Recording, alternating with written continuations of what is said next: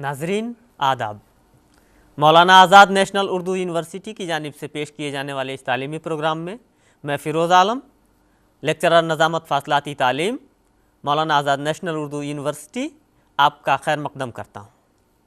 आज के हमारे इस तालीमी प्रोग्राम का मौजू है नावल का फ़न और इसके अज़ाए तरकीबी। ये प्रोग्राम BA साल दोम उर्दू अदब के तलबा के लिए है। इसमें आपको बताया जाएगा कि नावल क्या है, इसके अज़ाए तरकीबी क्या हैं और ये तमाम अज़ाए तरकीबी नावल की तश्कील में किस तरह अपना किरदार अदा करते हैं। तो आइए सबक का आगाज़ करते हैं। आपने डिप्टी नज़ीर अहमद, रतन नाथ सरशार, अब्दुल हलीम शरर, प्रेमचंद, मिर्ज़ा हादी रुसवा, कुरतुल अन हैदर, कृष्ण चंदर, इस्मत चुग़ताई, राजेंद्र सिंह बेदी, शौकत सिद्दीकी, अब्दुल्ला हुसैन, इंतज़ार हुसैन वगैरह कलमकारों से ज़रूर वाकिफ़ होंगे। आपने तौबतुन नसूह, इब्नुल वक्त, फिरदौस बरी, फसान आज़ाद, गौदान, शिकस्त, एक गड्ढे की सरगुज़श्त, टेढ़ी लकीर, एक चादर मैली सी, खुदा की बस्ती, उदास नस्लें, आग का दरिया और बस्ती वगैरह नावलों का मुताला ज़रूर किया होगा। नाज़रीन, नावल पढ़ना बहुत अच्छा लगता है। जब आप नावल पढ़ते हैं तो इसकी फ़ज़ा और माहौल में खो जाते हैं। इसमें जो क़िस्सा बयान किया जाता है, जो किरदार पेश किए जाते हैं, उनसे आप अपनाइयत महसूस करने लगते हैं। नावल पढ़ने के बाद इसकी कहानी और किरदार आपको याद रह जाते हैं। लेकिन क्या आपने कभी गौर किया है कि नावल है क्या? इसकी तश्कील में किन अज्जा का अमल दखल होता है? एक अच्छे नावल की खुसूसियात क्या हैं? आइए मैं आपको बताता हूँ। सबसे पहले मैं बताऊँ कि नावल का लफ्ज़ कहाँ से आया। नावल अंग्रेज़ी ज़बान का लफ्ज़ है जो लातीनी ज़बान के लफ्ज़ नोवस से मुश्तक़ है, जिसका मतलब है नई चीज़। रोम के कदीम बादशाह हेड्रियम और जस्टिनियन के ज़माने में जो नए फरमान जारी हुए और जो कानून का हुक्म रखते थे, उन्हें नॉवेलास कहा जाता था। अंग्रेज़ी में जब रोमांस, जो हमारी दास्तानों की तरह अफ़सानवी अदब की एक सिन्फ़ है, के बाद एक नई सिन्फ़ वजूद में आई तो उसे नावल यानी नया का नाम दिया गया। इस सिन्फ़ का नाम नावल रखने की एक और वजह ये थी कि नावल के अशख़ास क़िस्सा और प्लॉट हमेशा एक दूसरे से मुख्तलिफ यानी नए होते हैं। नावल सनती अहद की पैदावार है। जब साइंस ने तरक्की की और बहुत सारे अक़ायद व तवहुमात बातिल करार पाए तो दास्तानों की जगह एक नई सिन्फ़ अदब को उरूज हासिल हुआ। दास्तानों में जो क़िस्से बयान किए जाते थे उनमें माफ़ौक़ुल फ़ितरी किरदार होते थे और उनको कबूल करना नए इंसान के, नए दौर के नए इंसान के लिए बड़ा मुश्किल था। नए दौर का नए इंसान हक़ाइक़ पर यकीन रखता था और उसके लिए जो उसकी ज़िंदगी की चीज़ें हैं वो ज़्यादा अहम थीं। यही वजह है कि उर्दू में सिन्फ़ नावल का वरूद हुआ। उर्दू ही नहीं बल्कि अंग्रेज़ी या दूसरी ज़बानों में भी नावल का वरूद इसी वजह से हुआ। अब आपके जहन में ये सवाल आ रहा होगा कि आखिर नावल कहते किसे हैं, यानी नावल की तारीफ़ क्या है। दरअसल नावल क्या किसी भी सिन्फ़ की तारीफ़ दो टूक अंदाज में नहीं की जा सकती। फिर भी चंद लोगों ने जो इसकी तारीफ़ें की हैं उनसे मैं आपको मुतारिफ़ कराता हूँ। E.M. फॉस्टर का ख़याल है कि एक ख़ास तवालत का नसरी क़िस्सा नावल है। एक मुमताज़ नावल नगार हेनरी जेम्स का ख़याल है कि नावल अपनी वसी तरीन तारीफ़ में ज़िंदगी का शख्सी और रास्त असर है। लेकिन ये दोनों तारीफ़ें मुकम्मल नहीं कही जा सकती, क्योंकि नावल को एक ख़ास तवालत का नसरी क़िस्सा कहने से इसमें हर किस्म के नसरी क़िस्से मसलन दास्तानें, अफ़साने, तमसीली क़िस्से वगैरह शामिल हो जाएंगे। हेनरी जेम्स की तारीफ़ भी नावल के सिर्फ़ एक ही अहम वस्फ़ यानी हकीकी ज़िंदगी से इसके ताल्लुक़ पर रोशनी पड़ती है। आइए चंद और तारीफ़ों पर नज़र डालते हैं। प्रोफेसर बेकर का कहना है कि नावल में ज़िंदगी की तर्जुमानी होती है, एक साइंटिफिक, फ़लसफ़ियाना या कम अज़ कम ज़हनी तनक़ीद हयात होती है। ये नस्र में होता है, इसमें हकीकी ज़िंदगी की हूबहू या उससे मुशाबिह तस्वीर मिलती है। नावल के वाक़यात मरबूत होते हैं। स्कॉट जेम्स ने इसकी तारीफ़ करते हुए लिखा है कि नावल में उन बातों को पेश किया जाता है जो ज़िंदगी के जैसी होती हैं या उसके मुताबिक होती हैं। नावल के बारे में एक और अहम मुफ़क्किर एंथोनी ट्रोलोव का ख़याल है कि नावल एक ऐसी तस्वीर है जिसमें आम ज़िंदगी की मसर्रत और गम दिखाए जाते हैं ताकि वो तस्वीर जानदार नज़र आए। इस तस्वीर को अगर काबिल तवज्जो बनाना है तो इसे बहुत वसी और हकीकी शबीहों से मामूर होना चाहिए। नावल की एक बहुत अच्छी तारीफ़ प्रोफेसर कमर रईस और डॉक्टर खलीक अंजुम ने अपनी किताब असनाफ़े अदब उर्दू में की है। लिखते हैं, नावल का फ़न एक मखसूस नुक्ते निगाह से ज़िंदगी की तस्वीर कशी का फ़न है। हकीकत को तख्लीक का रूप देकर या तख्लीक को हकीकत का जामा पहनाकर इस तरह पेश करना कि क़िस्से की हैसियत से उसके तमाम अज्जा में तालमेल और हम आहंगी कायम रहे, नावल है। इन तारीफ़ों से आपके जहन में ये वाज़ेह हो गया होगा कि नावल क्या है। अब नावल के अज़ाए तरकीबी पर गुफ्तगू करते हैं। आम तौर से नावल के 7 या 8 अज़ाए तरकीबी बयान किए जाते हैं। ये हैं कहानी, प्लॉट, किरदार, मकालमे, माहौल, नुक्ता नज़र या फ़लसफ़ा हयात, तकनीक और उसलूब। आइए मैं सबसे पहले आपको बताता हूँ कि कहानी क्या है। नावल का सबसे अहम जुज़ कहानी या किस्सा है। आम तौर से नावल को एक किस्सा ही समझा जाता है और आम नावल में किस्से के सिवा कुछ और होता भी नहीं। लेकिन आला से आला नावल भी किस्से के बगैर वजूद में नहीं आ सकता, ख़ास उसमें किस्सापन बहुत ही हल्का हो। नावल के मुमताज़ नक़ाद E.M. फॉस्टर ने किस्से को नावल की रीढ़ की हड्डी करार दिया है। जिस तरह रीढ़ की हड्डी के बगैर इंसान चल फिर नहीं सकता, उसी तरह कहानी के बगैर नावल आगे नहीं बढ़ सकता। कहानी सुनना और इससे लुत्फ़अंदोज़ होना इंसान की फितरत में शामिल है। इंसान हमेशा से ही कहानी में दिलचस्पी लेता आया है। हर किस्से में ये बयान होता है कि पहले ये हुआ, फिर ये हुआ और आखिर में ये नतीजा हुआ। फिर किस्से में एक शुरू का वाक़या होता है, कुछ दरमियानी वाक़यात होते हैं और आखिर में कोई ख़ास वाक़या जो किस्से को अंजाम तक पहुंचाता है। कहानी में वक्त के हिसाब से तरतीब ज़रूरी है। हमारी ज़िंदगी में हर बात एक वक्त में नहीं होती, इसलिए हर कहानी में औक़ात का तयन और तरतीब ज़रूरी है। दिलचस्पी और तजस्सुस भी कहानी के लिए बहुत ज़रूरी है। कुछ किस्से दिलचस्प होते हैं और कुछ गैर दिलचस्प। किस्से की खूबी यह है कि इसे सुनने या पढ़ने वाला हमेशा इस धुन में लगा रहे कि आगे क्या हुआ। हर किस्सा को अपने अंदाज में किस्सा बयान करता है, लेकिन किस्से को दिलचस्प बनाने का फ़न सबको नहीं आता। अच्छा किस्सा आमतौर पर वही समझा जाता है जिसको सुनने या पढ़ने से एक तरह की मसरत हासिल होती है।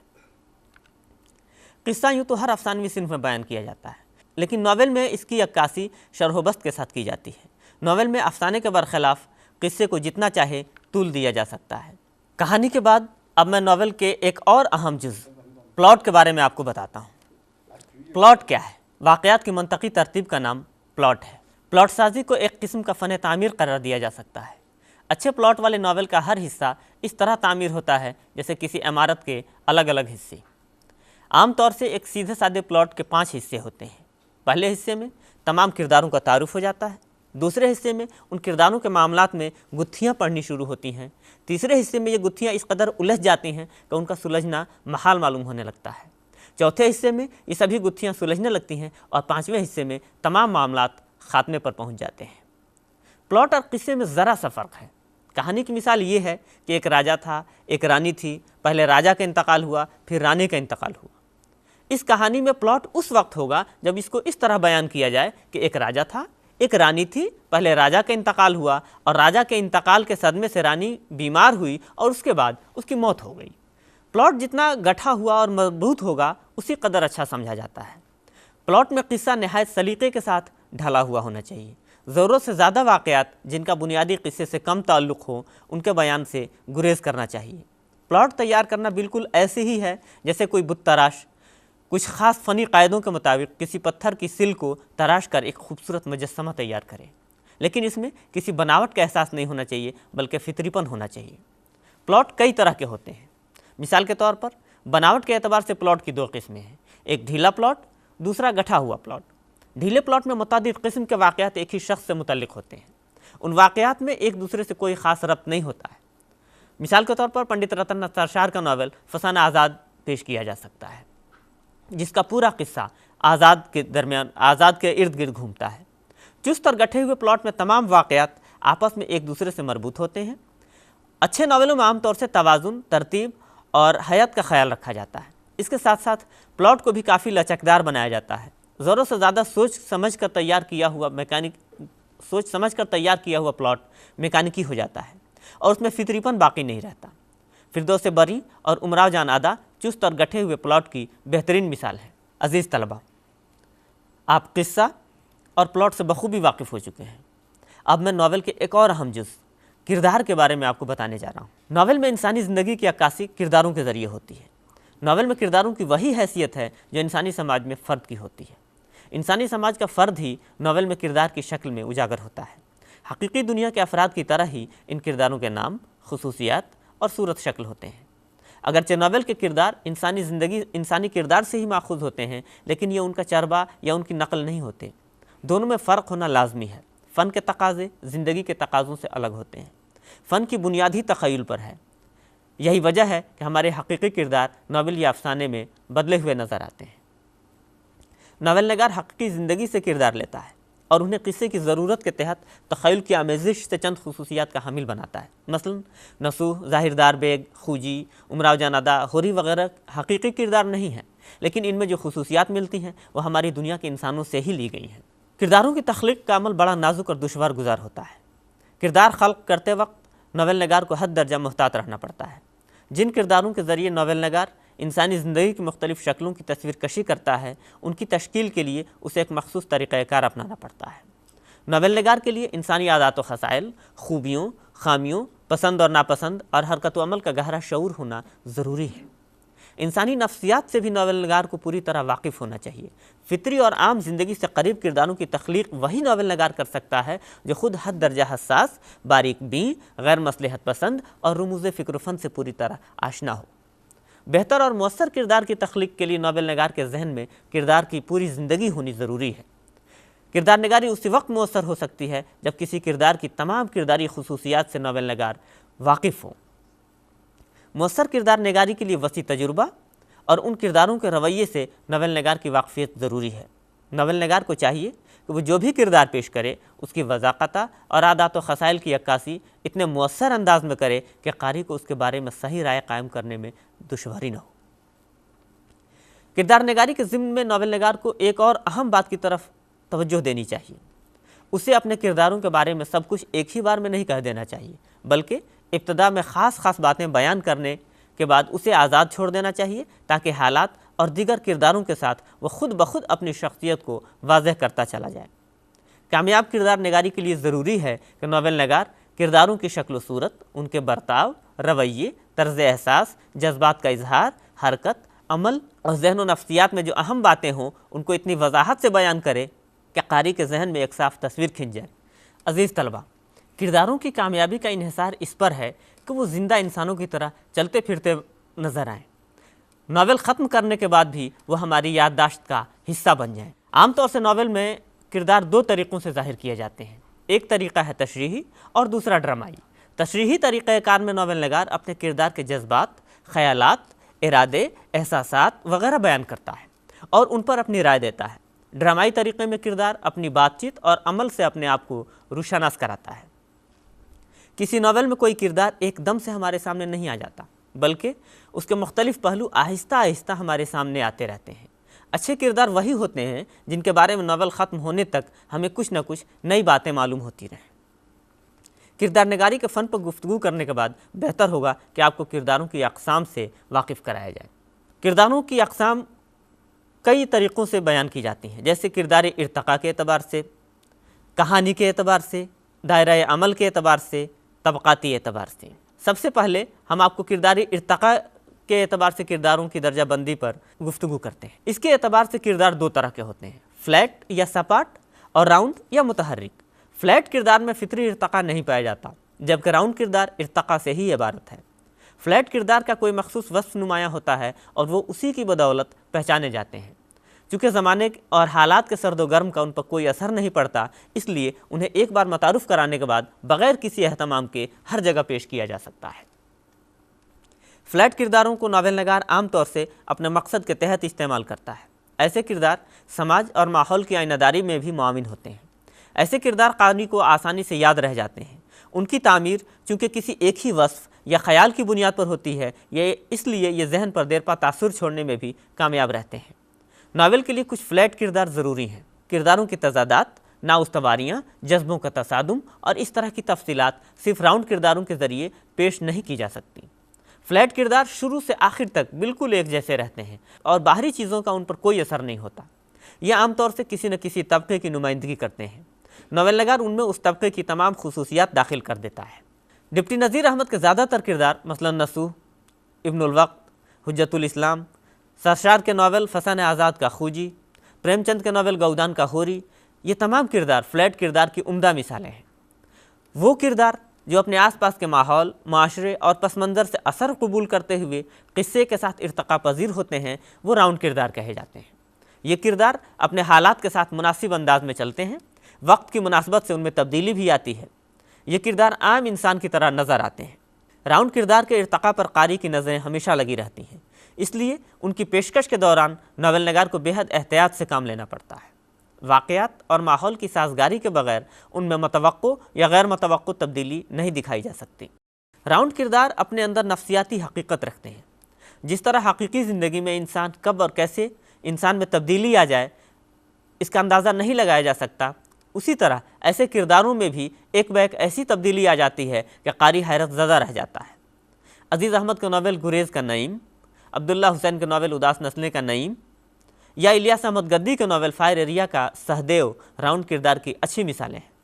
اب آئیے میں آپ کو پلاٹ کے اعتبار سے کرداروں کی قسمیں بتاتا ہوں۔ پلاٹ کے اعتبار سے بھی کرداروں کی دو قسمیں ہیں، مرکزی کردار اور معاون کردار۔ مرکزی کردار وہ ہوتے ہیں جو ناول کو سمت و رفتار عطا کرتے ہیں اور جن میں ناول کا اصلی مقصد پنہاں ہوتا ہے۔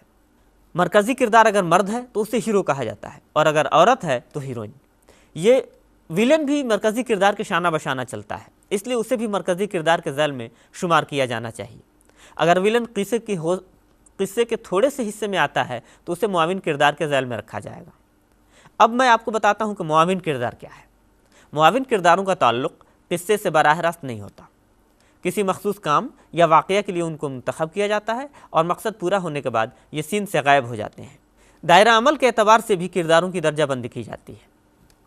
اس ذیل میں جو کردار آتے ہیں وہ ہیں سماجی، سیاسی، فنتاسیائی، نفسیاتی اور تاریخی۔ جن ناولوں کے کردار میں سماج کی صدا حاوی ہوتی ہے انہیں سماجی کردار کہتے ہیں۔ سیاسی کرداروں کے ذریعے ملک کے سیاسی مسائل، پالیسیوں، تحریکوں اور نظریات کی عکاسی کی جاتی ہے۔ بعض ناولوں میں عام آدمی کے ساتھ حیوانات اور پرندوں کو بھی آدمی کی طرح بولتے اور عمل کرتے دکھایا جاتا ہے، انہیں فنتاسیائی کردار کہا جاتا ہے۔ کرشن چندر کے ناول ایک گدھے کی سرگزشت کا گدھا بہترین فنتاسیائی کردار ہے۔ نفسیاتی کرداروں کے ذریعے انسان کی داخلی زندگی کی عکاسی کی جاتی ہے۔ تاریخی کردار جیسا کہ نام سے ظاہر ہے تاریخ سے لیے جاتے ہیں۔ طبقاتی اعتبار سے بھی کرداروں کی درجہ بندی کی جاتی ہے۔ اس میں سماج کے تینوں طبقوں اعلیٰ، متوسط اور ادنا کے اعتبار سے ان کو تقسیم کیا جاتا ہے اور جو کردار جس طبقے سے تعلق رکھتا ہے اس کی خصوصیات، طرز زندگی، سماجی حالت، سوچ اور نفسیات کے اعتبار سے اس کا تجزیہ کیا جاتا ہے۔ ہم نے آپ کو ناول کے 3 اجزاء ترکیبی یعنی قصہ یا کہانی، پلاٹ اور کردار کے بارے میں بتایا۔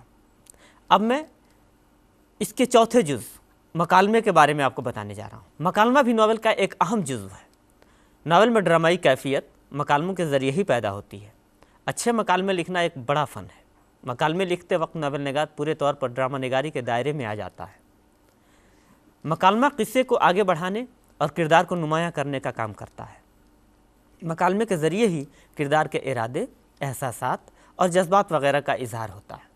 دو کرداروں کی فطرت کا اختلاف بھی مکالموں کے ذریعے ہی واضح ہوتا ہے۔ اچھے مکالموں کے لیے 2 شرطیں ضروری ہیں۔ اول یہ کہ وہ ناول کا اہم جزو یعنی پلاٹ کا ارتقاء اور کردار کی خصوصیات کا اظہار اس کے ذریعے کیا جائے۔ دوم یہ کہ مکالمے کو فطری، صاف اور موزوں ہونا چاہیے۔ ہر کردار کی بات کا انداز بالکل الگ ہونا چاہیے۔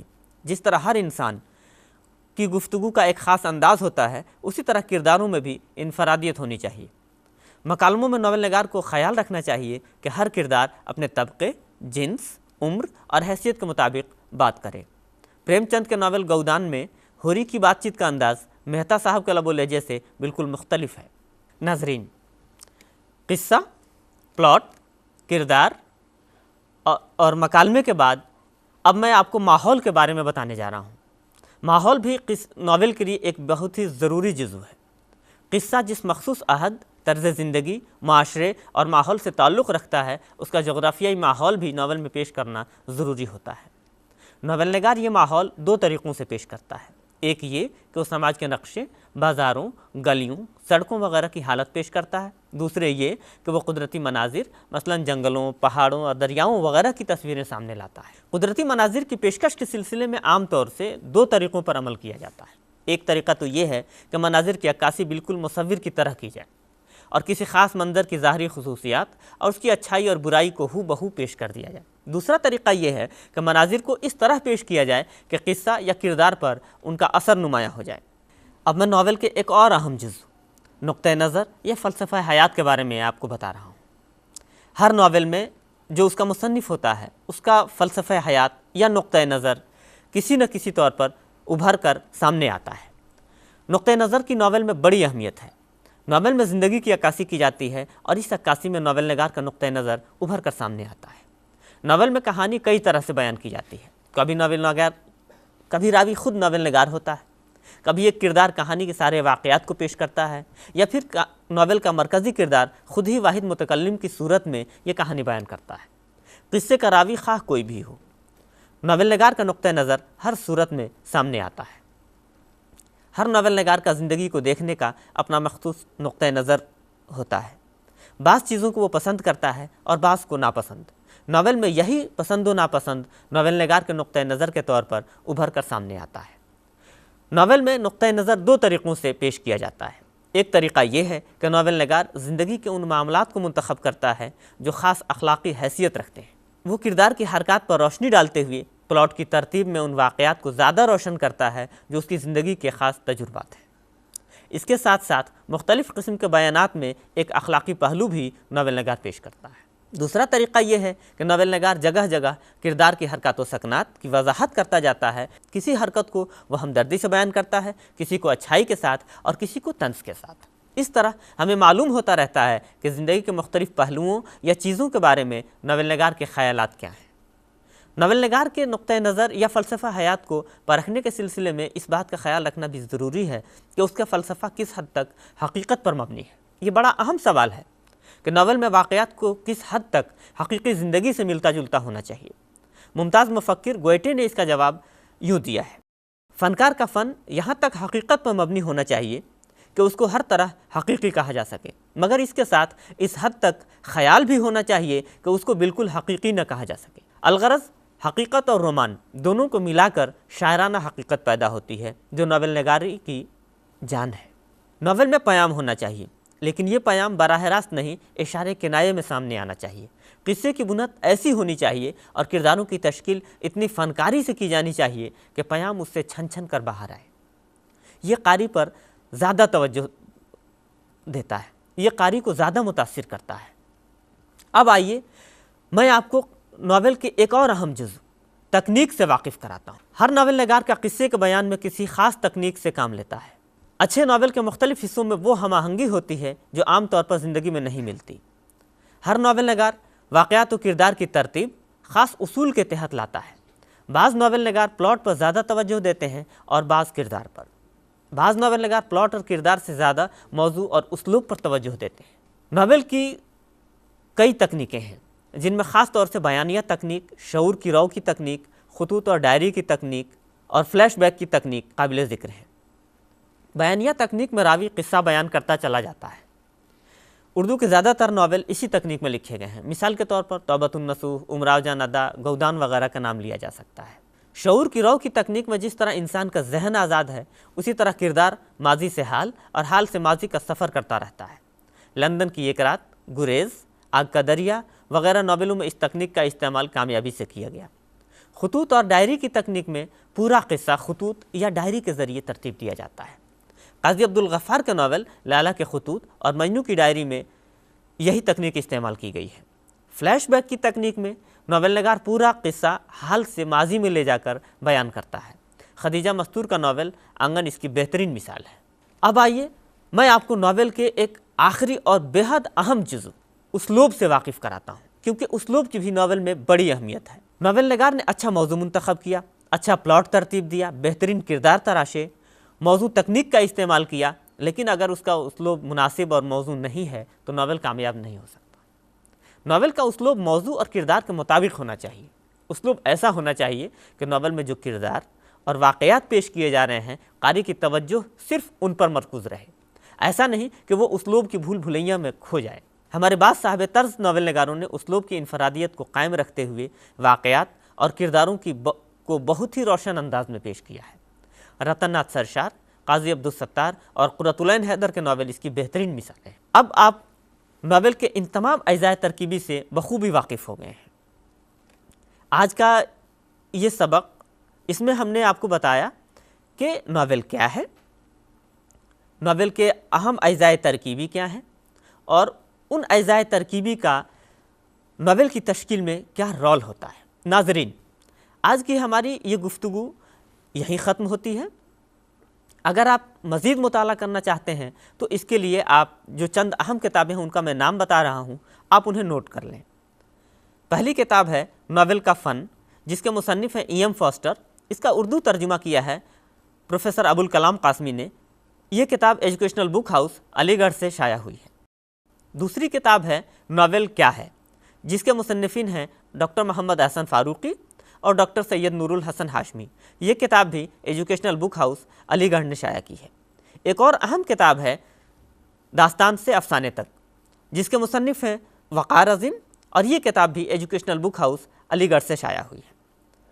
अगर आपके जहन में कुछ शकूक हैं या आप कुछ सवाल पूछना चाहते हैं तो इसके लिए आप हमारे राब्ते का पता नोट फरमा लें। हमारा पता है नज़ामत फ़ासलाती तालीम, मौलाना आज़ाद नेशनल उर्दू यूनिवर्सिटी, गचीबावली, हैदराबाद 500032। अगले प्रोग्राम में फिर आपसे मुलाकात होगी। खुदा हाफ़िज़।